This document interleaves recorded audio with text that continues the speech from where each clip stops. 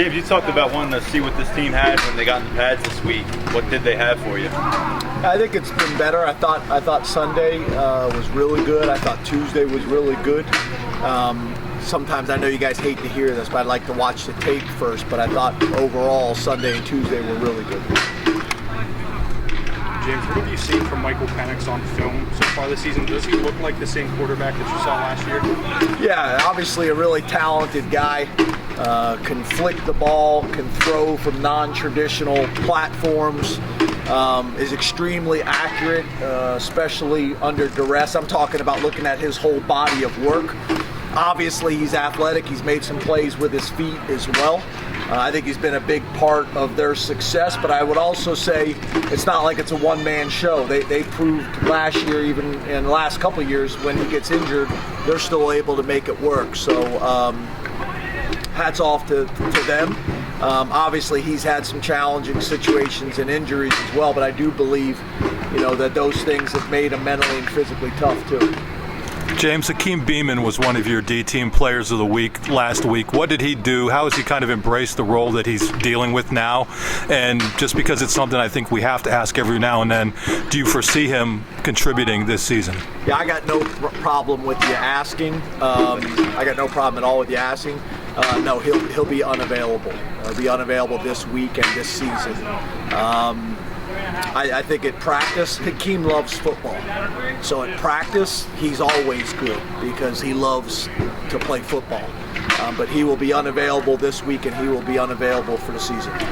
So you guys don't have to keep asking me each week. James, you have a really deep tight end group, and it seems like you trust Tyler Warren a lot. What more would you like to see from him in order to start maybe get some more snaps?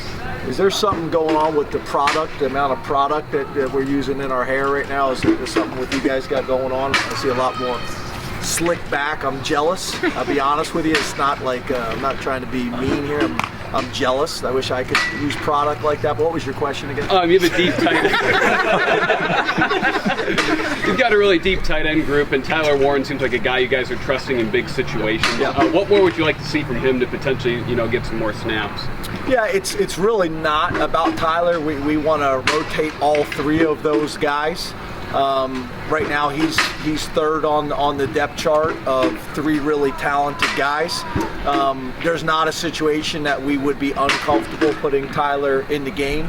I don't think there's a significant gap between the three of them. We think we can play all three of them and are comfortable doing it in any situation. Obviously, you got Brenton, who's played a lot of football. You got Theo, that has had a chance to play some football last year, and Tyler's getting his first game experience. But he's a poised guy. He's a confident guy. He's athletic. It's a strong room, and we're pleased with Khalil right now. Khalil's doing some good things for our future as well. So it's a strong room. We want to continue building on it. Mike Mcfadden's a guy who's played a lot of football for Indiana. He had 12 tackles last week against Western Kentucky. What are you seeing from him on film and game planning? Yeah, just a super talented guy, very productive. And not just in the traditional, ways that linebackers are used. I think last year for the season he led him in sacks as well. Obviously, them losing him, I think it was against Cincinnati, on the targeting penalty was a significant loss for them in the game. He's the quarterback of their defense, and he's highly productive. So. Talented guy in the run game, talented guy in the pass game. I also think he's kind of an emotional kind of leader, kind of the heart and soul of the defense as well, and probably with the team, but very, very impressive young man. I would say technically shaving cream is a product. That's a fair point. But this fair is point. And I go through a lot of it. Yeah, but you look good.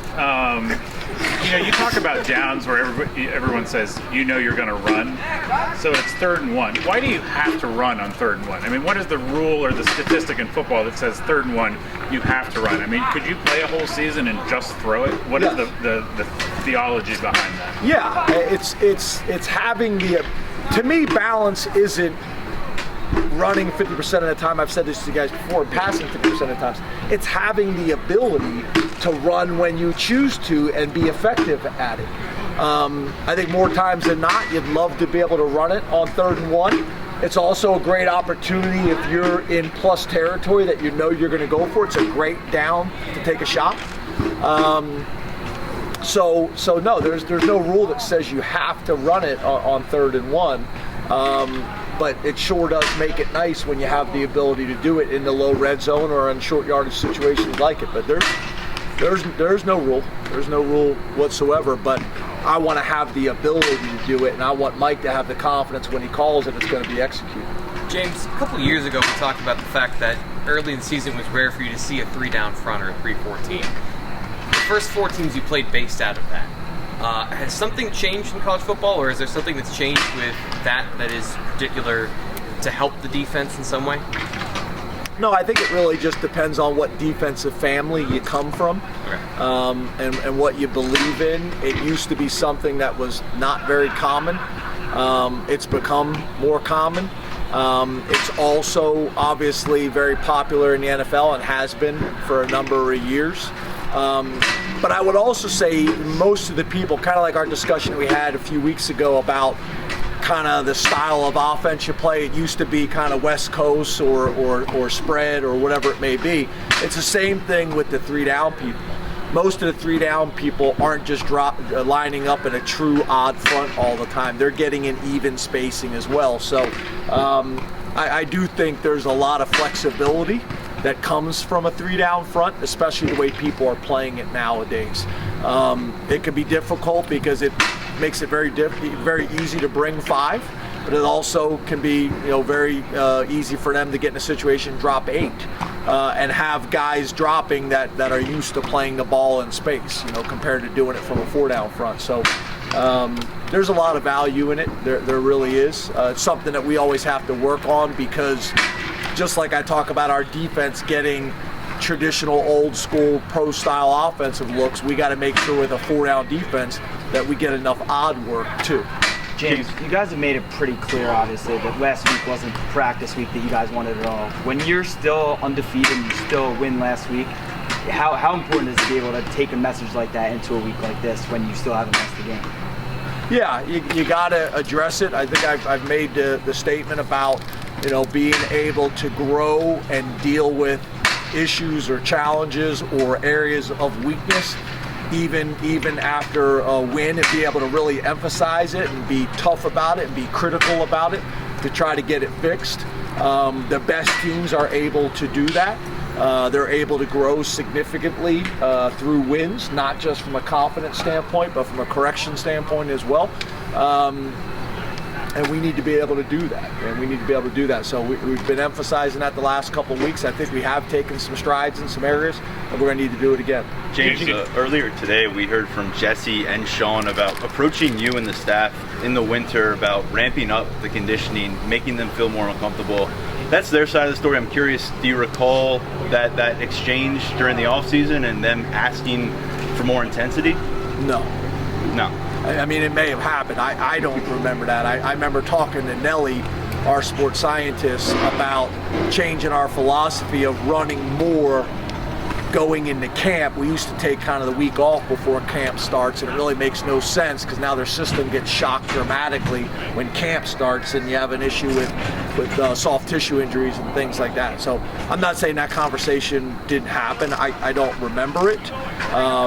I remember me and Nelly having a bunch of discussions with Deej about the model and what we needed to do to be best prepared for the season.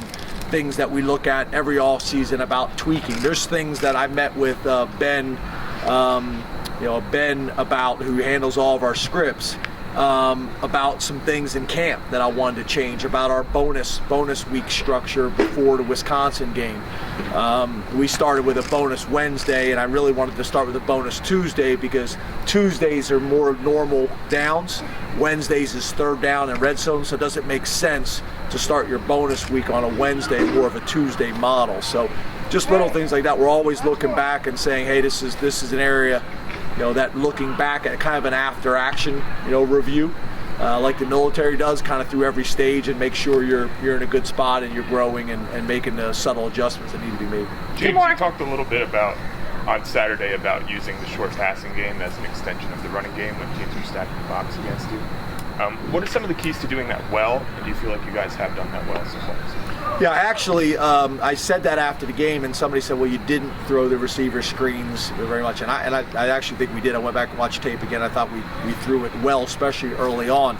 But it's about, obviously, a high completion percentage. We've done this all the way back, to my time at Vanderbilt when we first got here. You got to complete it. And you should complete 100% of those. And then it allows you to be physical on the perimeter, especially with some of the things that we're doing formationally. You got a tight end block in a corner sometimes. It's a tremendous opportunity to be physical out there.